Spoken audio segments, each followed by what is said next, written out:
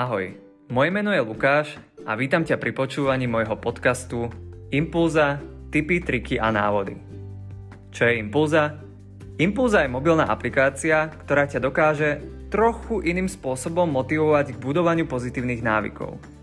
Ak máš napríklad problém so sebadisciplínou v akejkoľvek oblasti, táto apka bude tvoj osobný tréner, ktorý na teba 100% dohliadne.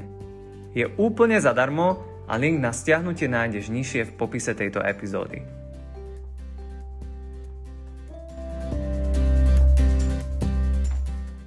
Ahoj, vítaj v epizóde s názvom Ako stihnúť za 25 minút to, čo druhý stihne za 3 dni, alebo tzv. Pomodoro technika. Dnes to bude taká viac menej rýchlovka a vlastne ja ti ukážem, že je to možné a poviem ti prečo a ukážem ako. Všetko totiž to závisí iba na tvojom plánovanom sústredení a systematickosti. V tejto dobe sa mnohí z nás trápia a zápasia s tým, že sa vôbec nedokáže sústrediť. V 70% za to môže tvoj mobil a zvyšných 30% je prostredie, v ktorom sa nachádzaš. A ak si ešte nečítal môj článok 7 tipov, ako vyriešiť závislosť na mobile, tak ti ho určite odporúčam prečítať si a link pridávam do popisu tejto epizódy. Dosť bolo úvodu, poďme si teraz vlastne predstaviť túto techniku v praxi, ako funguje, čo máš robiť a kedy to máš vykonávať, aby to malo vlastne ten požadovaný efekt, ktorý chceš. Poprvé, veľmi dôležitý bod je, že si musíš vybrať jednu úlohu, na ktorej chceš pracovať. Úlohu samozrejme nemusíš daný deň splniť, no dôležité je, že vôbec začneš. Ak si nevyberieš špecifickú úlohu, budeš v podstate bez zmyslu behať z jednej úlohy na druhú a to určite nechceš. Druhý zásadný bod, ktorý by si nemal v žiadnom prípade preskočiť, je, že by si mal vypnúť všetky zvuky a notifikácie na mobile a dať ho čo najďalej od seba. Najlepšie spravíš, ak dáš svoj mobil úplne na opačnú stranu miestnosti alebo bytu, domu, to je jedno. Ešte raz podotýkam, všetky zvuky a notifikácie musia byť vypnuté, aby to fungovalo. Ak naopak pracuješ na mobile, aktivuj si režim sústredenia alebo v angličtine tzv. Focus, kde sa ti deaktivujú všetky notifikácie a upozornenia.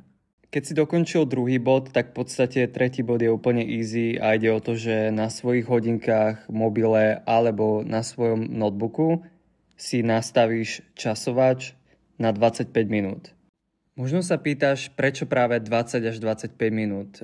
Podľa štúdií bolo zistené, že 20 až 25 minút je ideálna doba na maximálne sústredenie. Teraz sa nebavíme o tom obyčajnom sústredení, ale o tom maximálnom vyťažení, čo môžeš do jednej úlohy dať.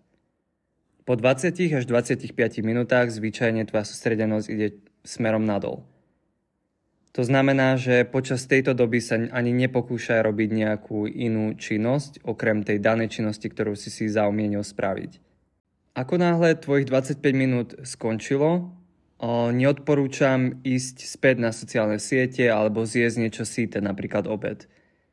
To by som ti neodporúčal robiť, pretože poprvé môže sa dostať do toho istého cyklu, to znamená scrollovanie na sociálnych sieťach, alebo ak zješ niečo síte, tak to môže zapríčiniť únavu alebo nedostatočnú motiváciu pracovať ďalej.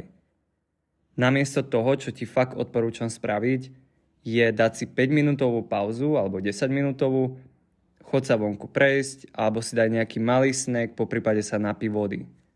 No a v podstate, keď ti skončí Pomodoro technika, to znamená tých 25 minút, dáš si pauzu, úplne nakoniec by si mal zapakovať tento celý proces aspoň 4 krát. To znamená, vyber si jednu úlohu, sústreď sa na ňu 25 minút, hovorím o 100% sústredenosti na jednu danú úlohu a daj si 5 až 10 minútovú pauzu. Tento cyklus opakuj zo 4 krát, to sú nejaké 2 hodinky, no a v podstate budeš mať zo seba oveľa lepší pocit, že si pracoval na niečom super intenzívne, ako len tak pobehovať z jednej úlohy na druhú, scrollovať medzi tým a v podstate nespraviť nič. No a na záver by som len chcel úprimne povedať, že táto technika nie je najľahšia. Samozrejme, sústredenie je vec, ktorá nie je jednoduchá, avšak táto technika, Pomodoro technika, ktorú som ti práve predstavil, ti značne pomôže. Je to presne ako s posilňovňou. Čím častejšie budeš trénovať, tým silnejšie tvoje sústredenie bude a tým lepšie výsledky dosiahneš. Takže to nevzdávaj a skús túto techniku zapracovať do svojej produktivity.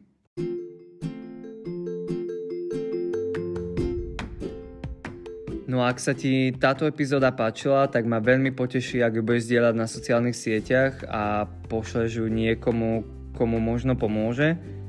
A zároveň by ma zaujímalo, napíš mi do komentu, čo tebe pomáha, čo sa týka sústredenia. Neviem, je to povedzme práca v kaviarni alebo doma, rád si keď si v tíme alebo keď si sám, počúvaš hudbu pri tom, alebo naopak chceš mať úplne ticho. Skús to napísať do komentu, možno to pomôže práve mne alebo niekomu, kto to bude čítať. Ďakujem ti a nezabudni používať Impulzu, ktorá môže byť super nástrojom práve v tejto pomoci so sústredenosťou a s efektivitou práce.